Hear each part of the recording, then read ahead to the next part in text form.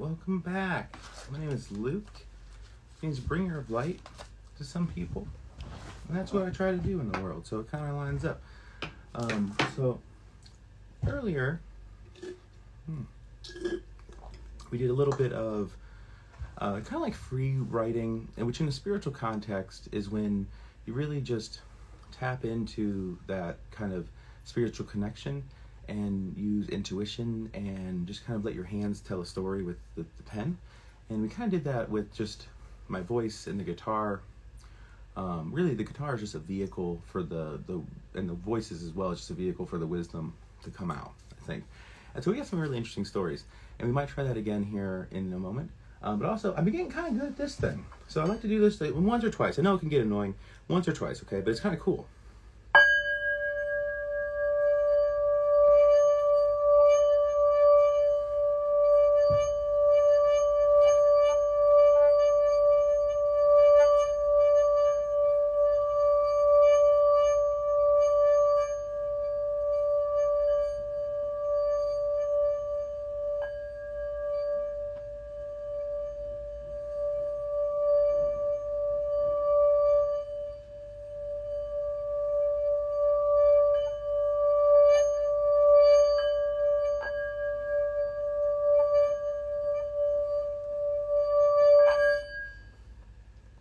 I could just keep going. I'm getting good at it. That's pretty cool. Like vibing with that like acoustic energy. Hey, Carrie.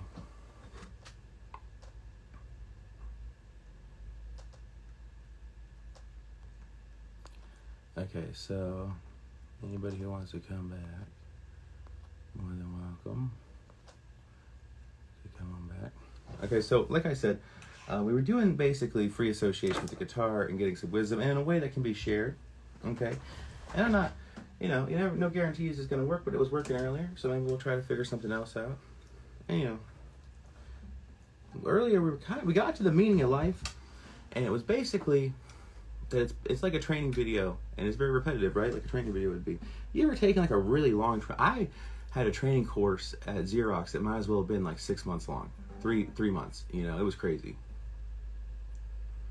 Made in China. No, it doesn't say. There's no markings on it. Carrie asked if they what hertz it is. I don't know. That's...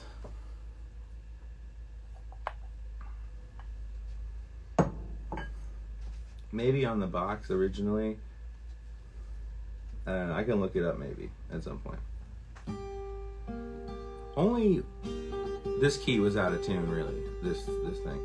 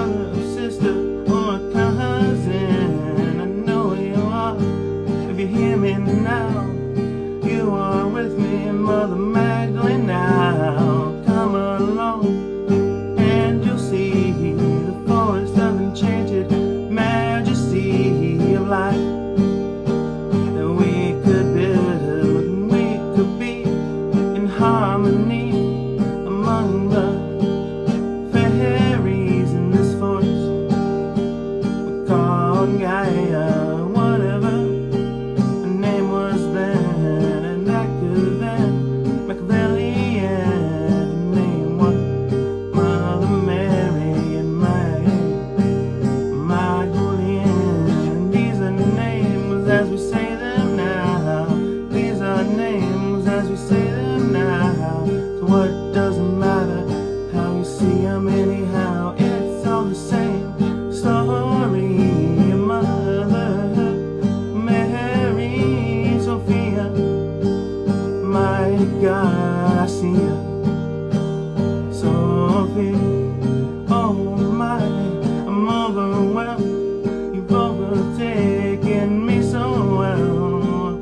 I don't understand all I see, but I understand enough of Mother Mary. Hey, hey, Magdalene, I wonder when we hold again. Mary Magdalene, I wonder, Mother Mary Magdalene. I think about crucifixion and what it meant for us. I think once a few of us see, and I think definitely I see what the crucifixion meant to Mother Mary. Then we'll see so much more. I think maybe time to open that book for the first time, and open it more and read it through and wonder about it and wait to know through a Holy Ghost is the truth. Mother Mary, the truth. Mother Mary, and maybe two Horace too, and maybe two all the truth and rock, and all the gods and the sun and the moon and more. All of these things in me and in you, and in Mother Mary Magdalene too. Holy shit. Damn. That was great. That was a great song. That was a fantastic song.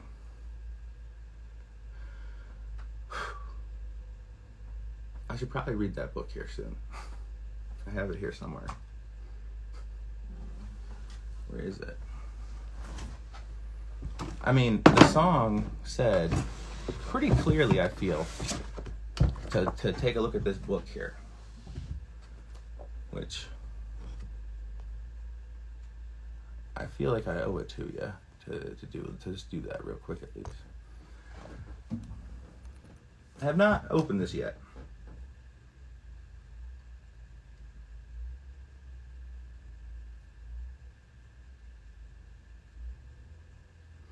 The first witness to the resurrection,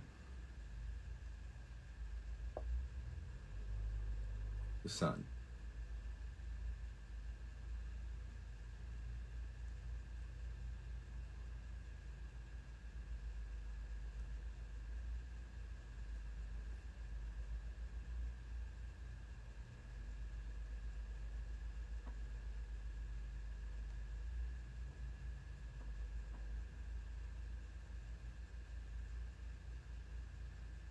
The Gnostic Gospels of Philip, Thomas, Peter, and Bartholomew rejected in the early Christian church.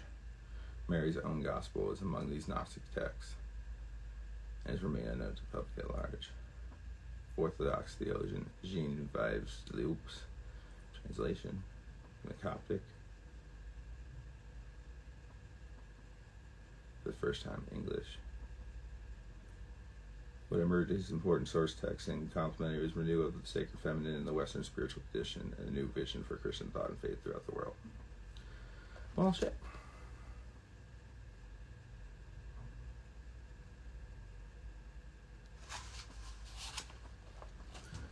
I left the world with the aid of another world. A design was erased, a virtue of higher design. Henceforth I travel towards repose, where time rests in eternity, in the eternity of time. I go now into silence. Having said all this, Mary became silent, for it was in silence that the teacher spoke to her.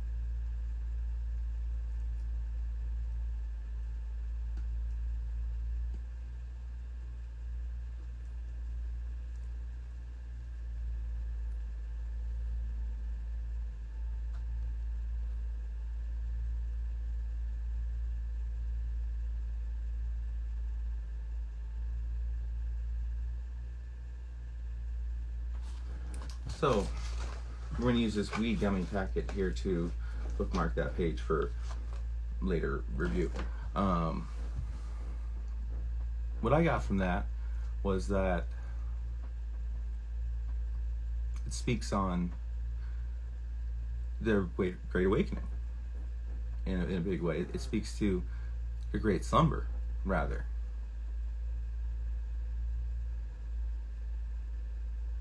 At the crucifixion.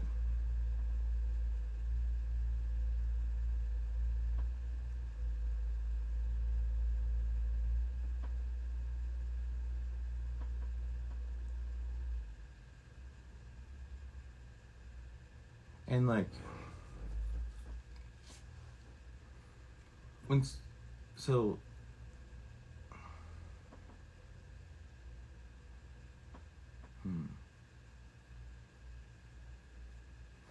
Sophia goes to sleep slowly and she wakes up slowly in her way, and it's almost like, kind of like a flame, where it is like little kind of flares throughout time, leading up to things and preceding things, I think. And that speaks on like different people kind of waking up throughout time periods, and when those are more frequent and when they're not, in times like throughout history and in eons and epochs of different situations. And it speaks on the fact that at the time of the crucifixion, which I'm not super clear on if it's literally 2,000 years ago or if this is a cycle being described where the crucifixion is an event that is cyclical in a way throughout the eons. And I think that's more true, and it's speaking to a greater truth than our 2,000 years, but also that maybe. And it's about, and we're going to use the name Mary Magdalene for this because it just is, it repeats, and she was one of. And the stories are told, it's like a training video, like I spoke on earlier. It's repetitive because it needs to be burned into our souls, because we're being trained and grown and made ready in the womb of Sophia. And just as an umbilical cord, she's also with us and in us, and we are connected. And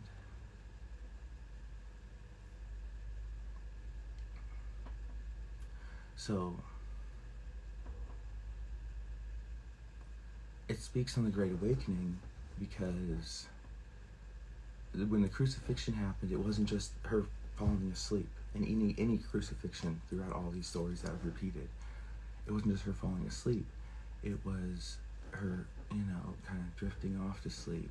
And so that explains like the first little while after the crucifixion, where, like Gnostic texts were still being written heavily, and people were still, and like it wasn't just a snap of the fingers.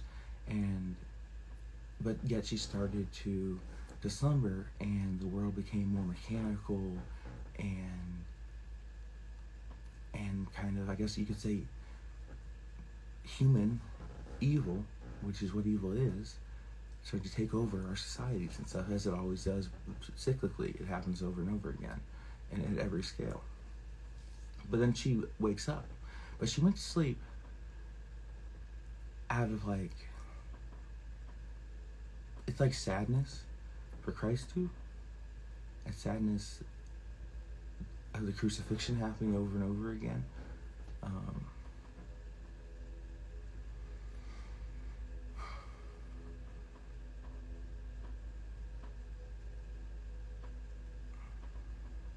And that it also speaks to the great.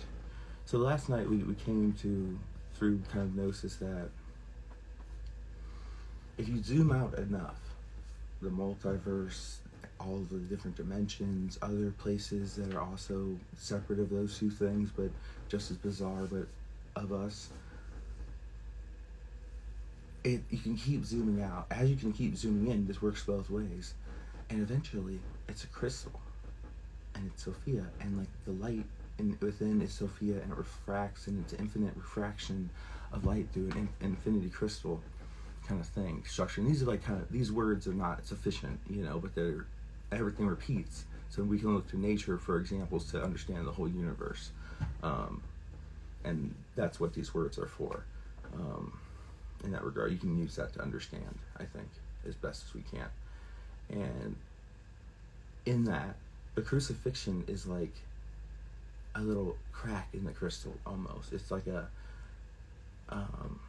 something that makes the light coming through sad, almost. You could think of it in a very kind of analytical way, almost. I guess not. I don't know how you want to. These are just things that come to me when I'm, doing this. So it's like a free association with the guitar, I think it's pretty cool. And where the Antichrist falls and all that. I haven't had any thoughts on the Antichrist. I'm not sure that's not a like a distortion.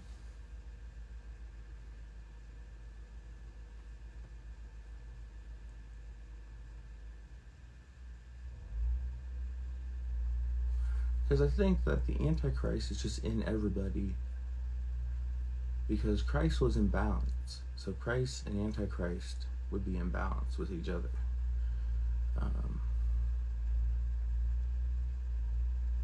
And also the idea that in that context, it's like yin and yang. Yin and yang, one of those is not evil. Neither one is. They're both required for the good of the whole to be, to achieve, so. But I don't know. I really haven't had much guidance. I'll ponder on that. Maybe we can do something about looking into that later or something. But I'm gonna keep this book around. We're gonna keep thinking on that story a little bit. We'll let that process a bit. But I'm thirsty. I'm gonna get some water and do some other things. But I will be back with you guys here before too long. And hopefully, I couldn't post that video of earlier yet. It was processing, but hopefully by now it will be good to go. And I'm going to be messing with that and cutting up some music out of there and stuff. So I'll come back to you here in a bit. But I appreciate you guys watching. I hope this was beneficial. It was for me. I enjoyed it. I hope you did too. I love you guys. Stay safe and see you soon.